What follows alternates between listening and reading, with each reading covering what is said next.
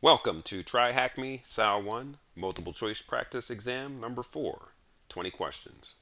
Once again, my name is KD and this is CyberDefend Lab. Why practicing these questions will help you pass the SAL1 exam. What's your situation? The key to passing the SAL1 multiple choice exam? If you're pre- if you're preparing for the TryHackMe Security Analyst Level 1 certification, that's the SAL1 exam, then you already know how important the multiple choice section is. This isn't a test where you can just memorize facts. It's designed to challenge how well you understand real world cybersecurity concepts, attack techniques, and security best practices. But here's the challenge. Why most people struggle with multiple choice parts of the exam. Many many test takers think that reading about cybersecurity is enough, but when they sit for the exam, they freeze because the questions are structured to test. They're structured to test you, to test your ability to analyze security threats in real world scenarios, to test your understanding of why one answer is better than another, to test your knowledge of similar attack techniques that are easy to mix up. If you don't practice with actual multiple choice questions, you could be walking into the exam unprepared for how the material is tested.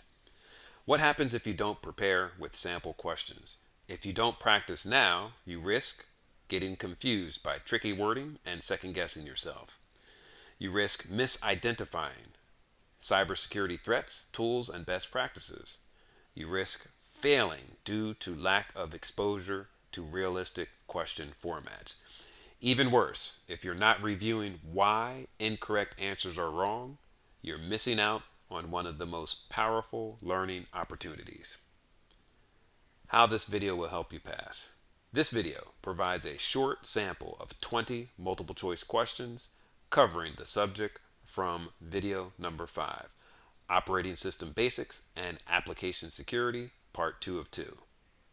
These questions will help you test your understanding of key cybersecurity concepts. They'll help you get familiar with the types of questions you'll face on the multiple choice section of the SAL1 exam. And finally, they'll help you learn from incorrect answers so you don't make the same mistakes on test day. Pay attention to the explanations. Many test takers learn just as much from the wrong answers as the correct ones. Understanding why an answer is incorrect helps sharpen your ability to recognize attack types, security controls, and best practices in the real exam. Important disclaimer, this is legal stuff. CyberDefend Lab is not affiliated with TryHackMe and does not have insider knowledge of the SAL1 exam.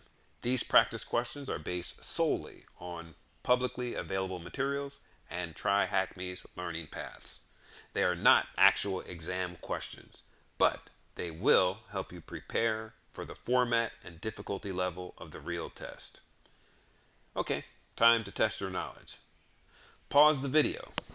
Take your time answering each question and review the explanations carefully, even when you get a question right. The more you practice, the more confident you'll be when it's time to take the actual SAL1 multiple choice exam. Let's get started. First set of 5 multiple choice questions. This is SAL1 exam prep, operating system basics, and application security, part 2 of 2. Question number 1. What is the primary difference between front end and back end technologies?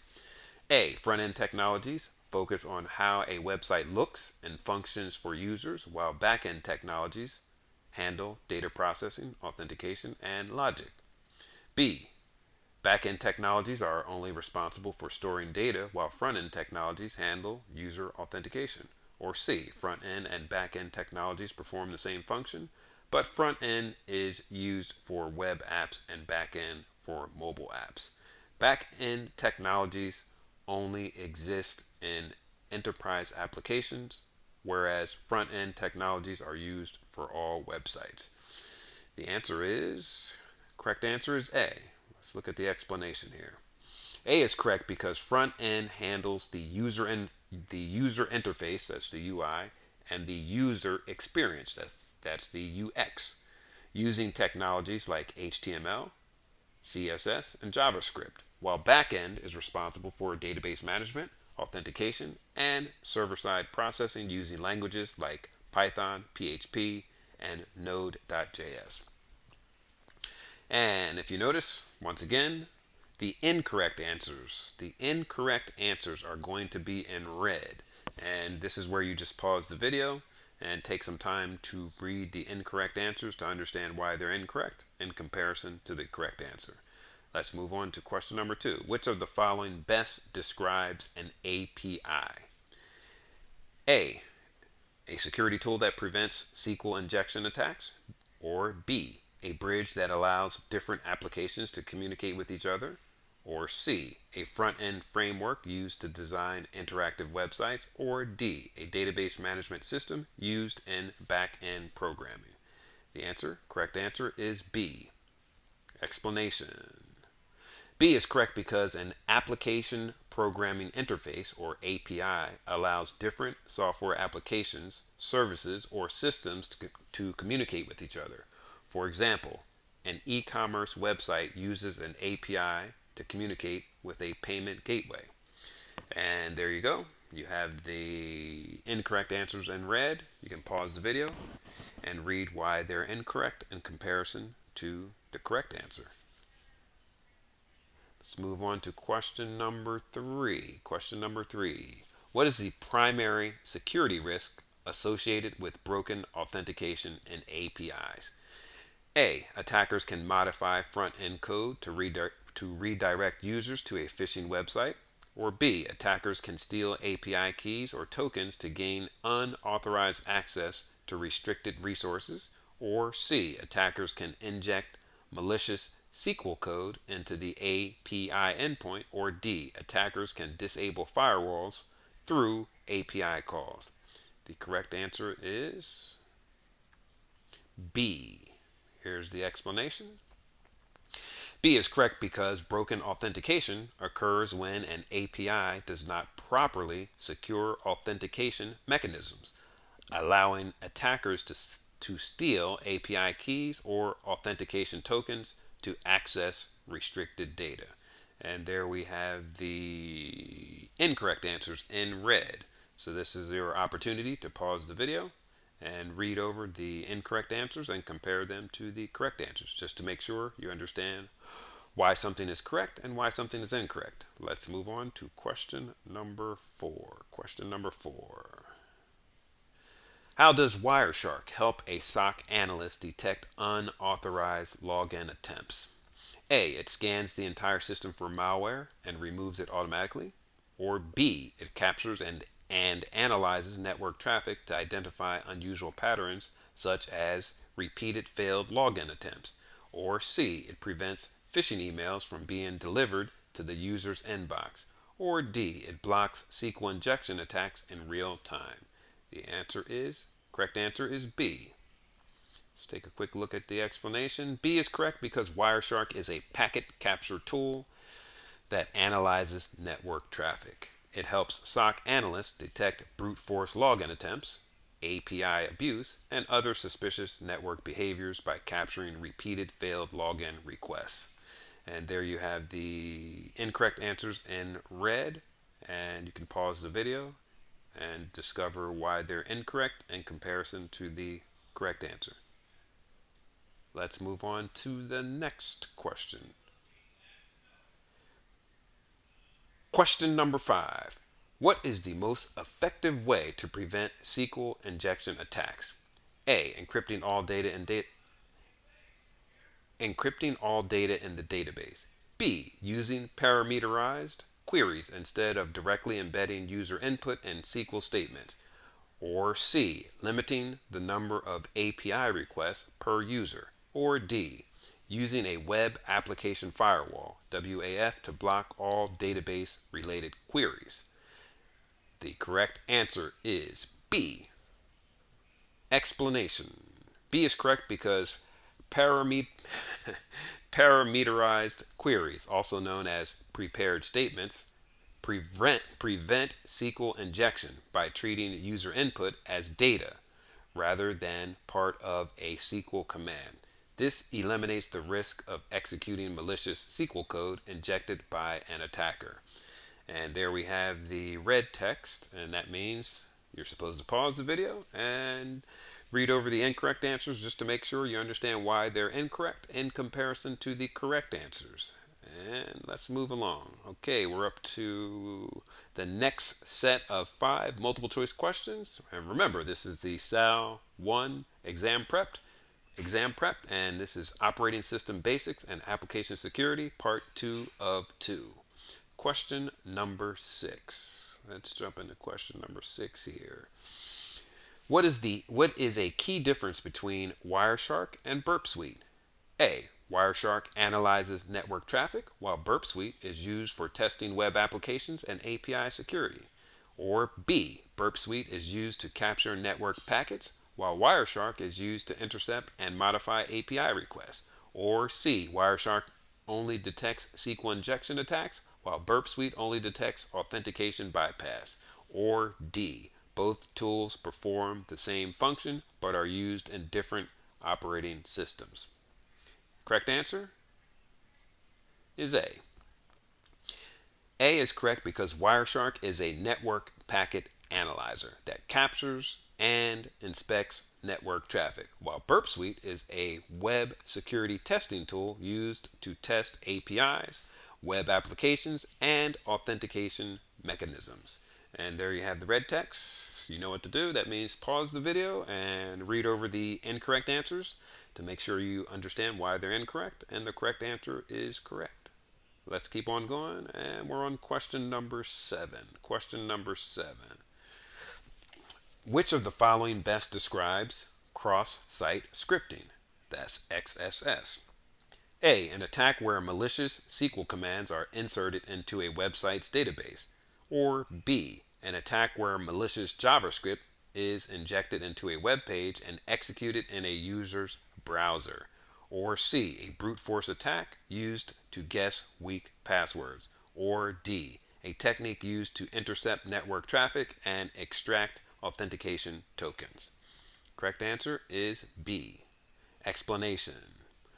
B is correct because cross-site scripting occurs when an attacker injects malicious JavaScript into a vulnerable website, causing unsuspecting users to execute the script in their browser.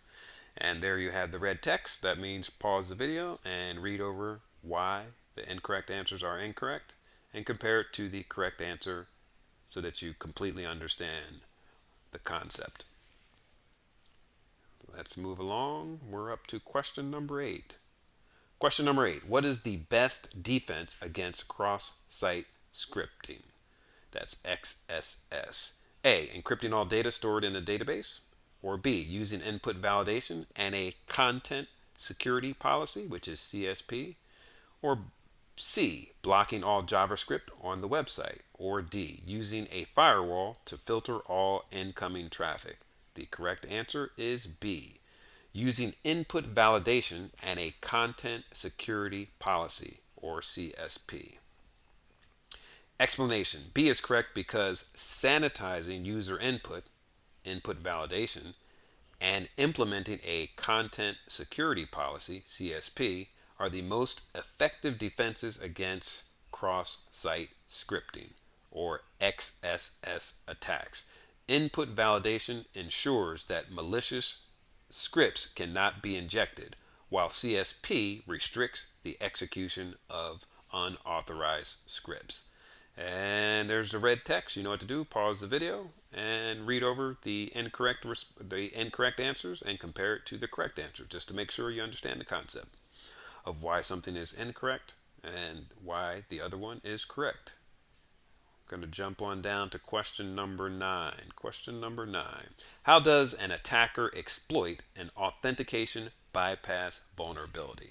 A. By modifying an API request to gain access to restricted data without proper authentication. Or B. By encrypting login credentials before sending them to the server. or C, by injecting JavaScript into a login form to redirect users to a phishing site, or D, by using a strong password to gain access to an admin account. The correct answer is A. Let's look at the explanation for A. A is correct because authentication bypass happens when an API or login system fails to properly enforce authentication checks, allowing attackers to manipulate API requests and gain unauthorized access to user accounts or sensitive data. And there you have the red text. That means pause the video so that you can read over the incorrect answers and compare it to the correct answer. And make sure you fully understand why something's correct and why the other ones are incorrect. Let's move on to question number 10. That means we're halfway there to 20 questions. Question number 10. What is the primary reason API rate limiting is important? What is the primary reason API rate limiting is important? A, it prevents users from accessing APIs without an account. Or B, it protects against brute force attacks by restricting the number of requests an attacker can make in a short period. Or C, it ensures that only admin users can send API requests. Or D, it encrypts API keys to prevent unauthorized access. Correct answer is B. B is correct because rate limiting is a security measure that prevents brute force attacks and API abuse by limiting the number of requests a user or attacker can send within a given time frame. Okay, let's keep on going here. There's the red text, and that means pause the video and read over why the incorrect answers are incorrect and compare it to the correct answer, just to make sure you completely understand why something is correct and something is incorrect. Make sure you totally understand the concept. Okay, the next set of 5 multiple choice questions. Once again, this is SAL1 exam prep, covering operating system basics and application security, part 2 of 2. We're up to question number 11. Question number 11. Which of the following is an example of a SQL injection, SQLI attack? A SQL injection attack. A, an attacker enters some code. I'm going to read off the code to you. That's a single quote, a semicolon, then drop table, users, semicolon, hyphen, hyphen. That code is entered into a website's login form to delete the database. Or B, a hacker injects malicious JavaScript into a comment section to steal user cookies. Or C, a brute force attack is performed on a weak admin password. Or D, an attacker intercepts and modifies API requests using Burp Suite. Correct answer is A, an attacker enters some specific code or some specific text. I'm going to read it off to you. An attacker enters the following: single quote, semicolon, drop table, user, semicolon, hyphen, hyphen. And they enter that into a website's login form to delete the database. That's the correct answer. Explanation. A is correct because SQL injection occurs when an attacker inputs SQL code, such as the text that I just read to you, into a vulnerable database query, tricking the system into executing unauthorized commands. And there you have the red text. What you want to do with the red text is pause the video and read it over to make sure you understand why those options or selections are incorrect and compare it to the option that is correct. Make sure you understand the concepts. Okay, we're going to keep on moving. We're up to question number 12, moving right along. Question number 12. How does Burp Suite help security analysts test for vulnerabilities? A, it passively monitors network traffic for anomalies. Or B, it allows analysts to intercept, modify, and replay HTTP requests to test for weaknesses in web applications. Or C, it automatically removes malware from compromised systems. Or D, it scans entire networks to identify all open ports and vulnerabilities. The correct answer is B. Explanation: B is correct because Burp Suite is a web security testing tool that allows analysts to intercept, modify, and replay HTTP requests, making it useful for testing authentication bypass, API vulnerabilities, and injection attacks. And there's the red text. You know what to do. Pause the video, read over the incorrect responses and compare it to the correct response. And make sure you understand why they're incorrect and why the other one is correct. Let's keep on moving. Question number 13. Question number 13. What is the main reason to use role-based access control, RBAC, in database security? A. It prevents unauthorized users from accessing sensitive data by assigning specific permissions based on user roles. B. It encrypts all data stored in the database. Or C. It automatically blocks all SQL injection attempts. Or D. It prevents brute force login attempts. Correct answer? A. Explanation for A. A is correct because RBAC, or role-based access control, ensures that only authorized users with specific roles, such as admin, user, or guest, have permission to access, modify, or delete data. And there's red text. You know what to do. That means pause the video and give yourself a moment to read over the incorrect answers to double check why they're incorrect and compare it to the correct answer. And that helps you better understand the concepts. And let's keep on moving. We're up to question number 14. Question number 14. Why is input validation important for preventing web application attacks? A. It ensures that only properly formatted data is processed, reducing the risk of injection attacks. Or B. It encrypts all data transmitted between users and the server.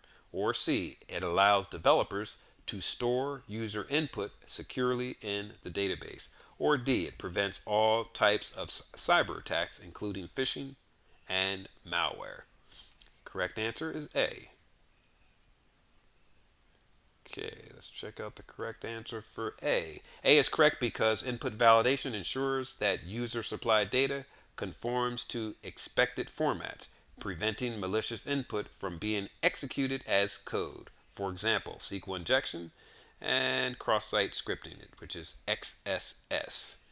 And there you have the text in red, and that gives you, and then what does that mean? That means pause the video so that you can read over it and understand why something is incorrect in comparison to the correct answer to make sure you better understand the concepts. So pause the video on that, and let's keep on going. Question number 15. Let's see what we have for 15. Question number 15. What is the primary reason for enforcing multi-factor authentication, MFA, in web applications? A. It prevents cross-site scripting, XSS attacks. That's cross-site scripting attacks. Or B. It requires users to provide additional verification methods, reducing the risk of account takeovers. Or C. It ensures that all API requests are encrypted before being sent to the server. Or D. It blocks all unauthorized login attempts from unrecognized devices. Correct answer is B. It requires users to provide additional verification methods, reducing the risk of account takeovers. B is correct because multi-factor authentication requires users to verify their identity using multiple authentication factors, such as password plus SMS code or fingerprints, for example, making it harder for attackers to hijack accounts. And there's the red text. Red text means pause the video and take a moment to read over the incorrect responses and compare it to the correct answer. And here we go. Final set of 5 multiple choice questions for the SAL1 exam prep. This is the section for Operating System Basics and Application Security, Part 2 of 2. Okay, We're almost there. 5 more questions. We got question number 16. Let's jump into 16. What is the primary purpose of a content security policy, CSP? A. To prevent unauthorized users from accessing a web application. Or B. To restrict the types of scripts that can be executed on a web page, mitigating the risk of cross-site scripting, XSS attacks. Or C. To encrypt all communication between a web server and the user's browser. Or D. To detect and block SQL injection attacks before they reach the database. Correct answer is B. Correct answer is B. B is correct because a content security policy, CSP, restricts which scripts can execute on a web page, preventing malicious JavaScript injections, such as XSS attacks, from running in users' browsers. Once again, there's the red text. That means pause the video and read over the incorrect responses and compare it to the correct answer to make sure you understand why something is incorrect and why something is correct.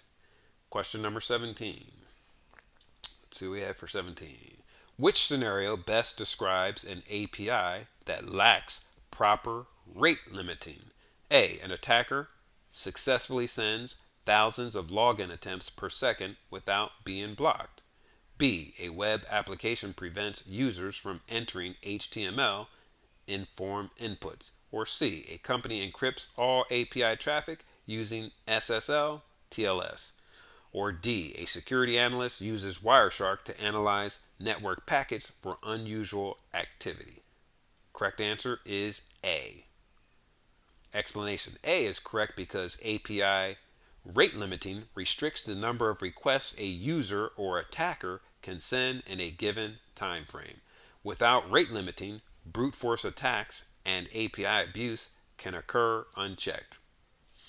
And there's the red text. That means pause the video. Pause the video and read over why those responses are incorrect and compare it to the correct response so that you really have a deeper understanding of what makes an answer correct or incorrect. Let's move on to question number 18. We're up to question number 18. Almost there. Why is encryption at rest important for database security? A. It ensures that even if an attacker gains access to the database, they cannot read sensitive data without a decryption key. Or B. It prevents SQL injection attacks. Or C. It automatically detects and removes malicious scripts from user input. Or D. It blocks unauthorized API requests before they reach the server. Correct answer is A. A is correct because encryption at rest protects stored data by ensuring that even if attackers gain database access, they cannot read sensitive data without the decryption key. And there's the red text. We know what to do with that. Pause the video and read the incorrect responses to better understand why the correct answer is correct. Question number 19. Question number 19. How does an attacker exploit a misconfigured API endpoint? A. By intercepting and modifying API requests to bypass authentication and gain unauthorized access. Or B. By executing SQL injection attacks directly on a user's browser. Or C. By sending phishing emails to users to steal credentials. Or D. By running a brute force attack on a firewall configuration file. Correct answer is A. A is correct because if an API endpoint lacks proper security measures, attackers can modify requests to bypass authentication, access data, or escalate privileges. And there's the red text. You know what to do. Pause the video and read the incorrect responses to compare it to the correct response to make sure you completely understand why something is incorrect and why something is correct. And let's move on to the final question. Question number 20. Let's jump into this one. Why should organizations use web application firewalls, WAFs? A. To filter and block malicious traffic targeting web applications such as SQL injection and XSS attacks. Or B. To replace the need for encryption on sensitive data. Or C. To detect and remove all malware from a web application. Or D. To prevent users from submitting form data on a website. Correct answer is A. A is correct because web application firewalls, WAFs, inspect, filter, and block malicious traffic, helping protect against SQL injections, XSS attacks, and other web based attacks. And there's the red text. That means pause the video and double check why these answers are incorrect and compare it to the answer that is correct to make sure you understand the concepts. Okay, let's keep on going down here. Final thoughts. That concludes the full set of 20 multiple choice practice questions based on the Operating System Basics and Application Security, Part 2 of 2. These questions comprehensively test all major topics, including front-end versus back-end security, API and database security risks, web traffic analysis with Wireshark and Burp Suite, common web vulnerabilities such as SQL injection, XSS, and authentication bypass. Covers security best practices, CSP, MFA, RBAC, WAF, and encryption. And now let's wrap up the SAL1 practice exam video and talk about moving on to the next video that you'll need. Great job making it through this practice set. If you stuck with it, pause the video to think through your answers and carefully review the explanations, then you're already ahead of most test takers. This is how you prepare like a SOC analyst. I believe in you. You could definitely do this. Keep on going. Don't stop, keep practicing. The secret to improving your multiple choice performance isn't just getting answers right. It's deeply understanding why answers are wrong or right. Right or wrong. Many people rush through practice exams, but the real learning happens in the explanations.